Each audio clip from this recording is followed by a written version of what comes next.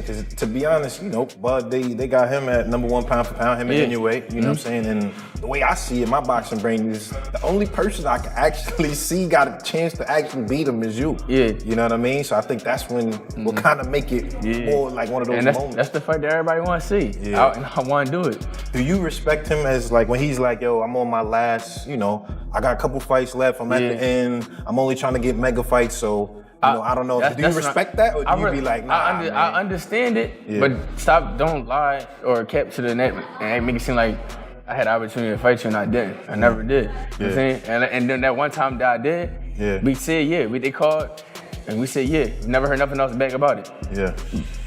So I mean, I respect it though. I mean, get your money. You know what I'm saying? Do your thing, but don't be capping on the net, acting like this, acting like. All right, fight fans.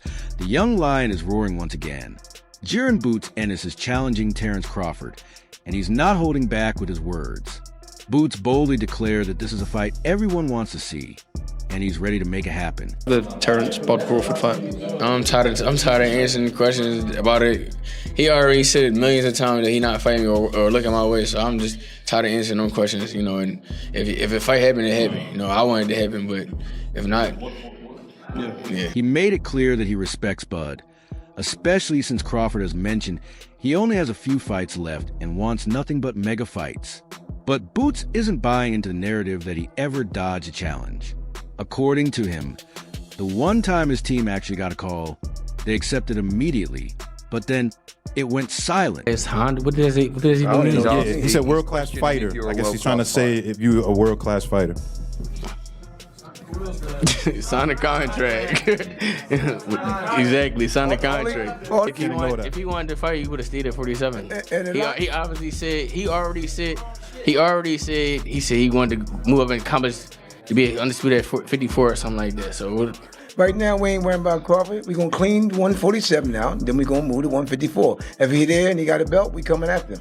Simple as that. So Boots is basically saying, respect to you. Go get your money, do your thing, but don't jump on the internet pretending I had a shot and turned it down. That kind of attitude shows that Ennis isn't just chasing hype. He's ready for the challenge. He wants a spotlight to fight, and most importantly, his chance to face the pound-for-pound king before Crawford's legendary career comes to an end. Right now in my career, a lot of people like boost this, boost that, boost this. You know, fighting Boots is a lose-lose situation. You know, I win, they're gonna say, oh, well, he was young, he wasn't ready. You know, he was talented, he was skillful, but you got the experience over him. You got, you know, so much more than this kid that never been tested before. Me fighting Boots would be like, okay, well, you beat Boots. It's not a mega fight. And here's the wild part. You hear Boots talking like he's hungry for Crawford, but then you flip the script and Bud is basically sitting back saying, it's too late. The line's closed. Honestly, I get it. Crawford is like the final boss who's already cleared the map. Now everyone suddenly wants to fight him because he's the big prize. Virgil had a chance. Boots had a chance. And they didn't take it. Guys that see now, they say, oh, he's the ticket. Win, lose, or draw, he's the ticket. I'll fight Terence Crawford. Come on, man. Boots had a chance to fight me. Virgil Ortiz had an opportunity to fight me, you know, but now everybody, oh, I'll fight Terence, or I'm this, I'm that. I'm like, okay, cool. Now, Crawford's like that teacher who offered extra credit all semester, but nobody showed up, and suddenly, the whole class is begging the night before finals. Too bad. Pencils down. Bud's already writing his exit story. And let's be real, that's what makes him dangerous. He doesn't need them. They need him. That's not chasing fights. That's being the fight.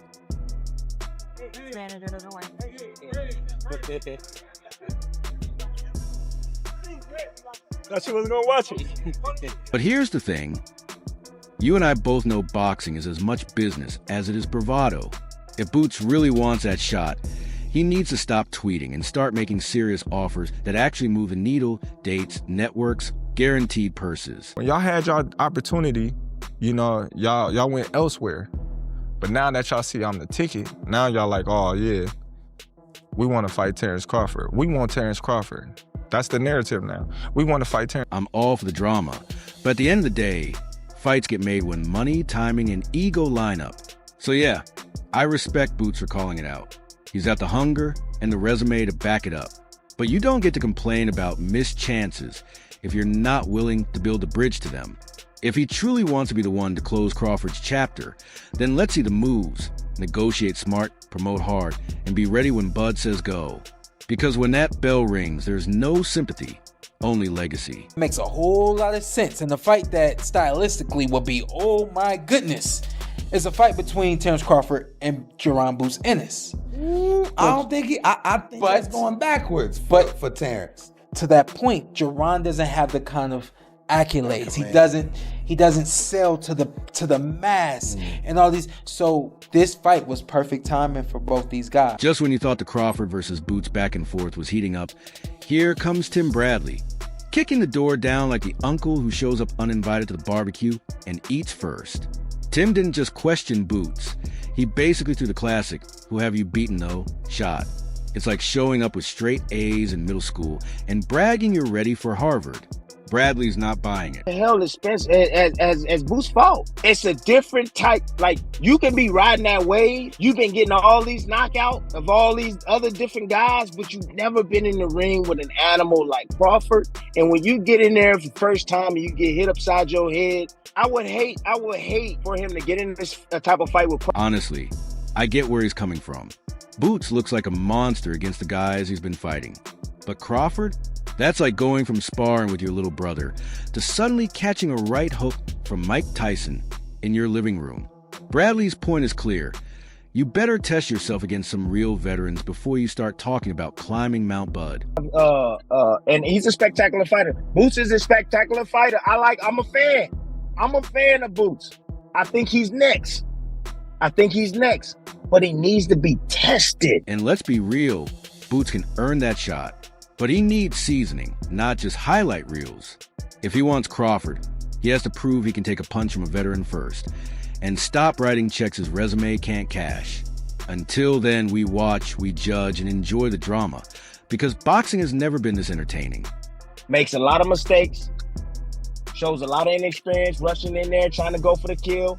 Leaving himself wide open, leaving himself exposed. There's a lot of things that come along with that. And guess what? When you get in the ring with a Crawford that knows how to use his feet, that knows how to move and let you come to him, and so on and so forth, guess what? He gonna set you up, he gonna lay a trap, and he gonna catch you, and he gonna knock you out. And just when Bradley was out here shutting the door on Boots like a grumpy bouncer, Eddie Hearn comes flying like, "Hold up, lads. Let's make Ennis versus Crawford happen." Honestly, that's the kind of chaos I live for. Because let's be real, Boots just put on a performance so sharp that even Eddie couldn't help himself. He's already booking the sequel in his head. We're talking two of the slickest technicians in boxing, both with that mean streak, where they don't just want to beat you. They want to erase you from the highlight reels. That's the kind of fight where you don't blink, because the first mistake either guy makes is a career-defining moment. I'll lure Crawford back after Canelo, do you think? Boots against Crawford is the best fight in boxing. Unbelievable fight. But look, he's got Canelo and, but I just, as a fan, for me, you got two of the best technicians in the sport. And tell me you wouldn't pay crazy money to see if the young lion really has the fangs to bite the king before he walks away. Because let's be honest, if Crawford is truly on his last lap, you don't waste it on tune-ups. You swing for the fences. And Boots? He's the perfect storm, young, hungry, and reckless enough to think he can crack the code no one else has solved. That's not just a fight. That's a generational showdown. And if it ever gets signed, you and I both know the boxing world will stop spinning until the final bell rings. It's about Ennis, right? He's got incredible skills. He's got tremendous IQ. He's got great footwork. But he's also spiteful. And you look at fighters in the past that have got great skills. Sometimes they haven't got devastating punch power. They're not trying to force a stoppage. They're not spiteful with it. He is. He's 34 wins with 30 knockouts. So, just when Eddie Hearn was out here hyping up Boots versus Crawford like it's the fight to make, blue blood storms and with receipts like a lawyer in the final scene of a courtroom drama. He's saying Crawford already wanted Boots. The call was made, and Crawford said, "Let's do it." Then suddenly, Showtime's calendar got more crowded than a Black Friday sale at Walmart. No dates, no movement, just a whole lot of we'll see. And apparently more excuses than a kid who didn't do his homework. If that's really the case, then Boots wasn't ducking Crawford inside the ring. He got ducked outside the ring by his own network's scheduling. Imagine training for your dream fight only to be told, nah, sorry, Tank's got Saturday, Canelo's got next month, and you can wait. That's not ducking. That's boxing politics at its finest. Is a realistic time to make Jaron Boots Ennis versus Terence Crawford. This is what Steven Espinosa said. He said there's no dates, and then he said that if they did make the fight, they wanted to be in full control. And then you saw the interview he did where Steven Espinosa said the reality is he did not want to step on the toes of Errol Spence and Al Heyman and make a fight with Jaron Boots Ennis and Terence Crawford. And here's the savage part. Crawford's out here proving he's not the one running from smoke. He's the one begging for it, while everyone else is fumbling the bag. That flips the whole narrative upside down. You can't sit there and say Bud avoided Boots when Bud literally said, line them up. And the suits in the offices replied, sorry, champ. Tank and Canelo got dibs on calendar. Maybe check back next year. That's wild when you think about it. So now we gotta ask ourselves, was this the super fight that slipped through the cracks because boxing politics once again played referee instead of the fighters? Because let's be real, if that fight had happened when it should have, we'd already be talking about who won the first one, who got dropped, and how crazy the rematch would be. Instead, we're stuck arguing about paperwork, schedules, and missed opportunities. Reality is, Jaron Ennis didn't force his team to make this fight and say, listen, Steven, I'm signed to you and Showtime. I'm not signed to the PBC and Al Heyman. You need to do what's best for my career and make this fight happen. And he didn't do that. And the rest is history. Terence Crawford moved on. So, at the end of the day, here's the real question for all of us. Is this fight really about skill, or is it just about timing and politics? Boots wants Crawford. Crawford said yes. But then the networks played musical chairs with the calendar. Meanwhile, Bradley's out here calling cap, Eddie's screaming make the fight, and the fans are left hanging. You tell me, is Boots really ready to throw Bud, or is this just another what that'll live forever in boxing barbershop debates? Drop your thoughts below. I want to see the hot takes, the wild predictions, and the straight-up arguments in the comments. And yo, don't forget to like, share, and subscribe to We Keep It Raw. We keep it savage, and we'll be right back breaking down the next drama in this crazy sport. See you in the next one. Fight fans.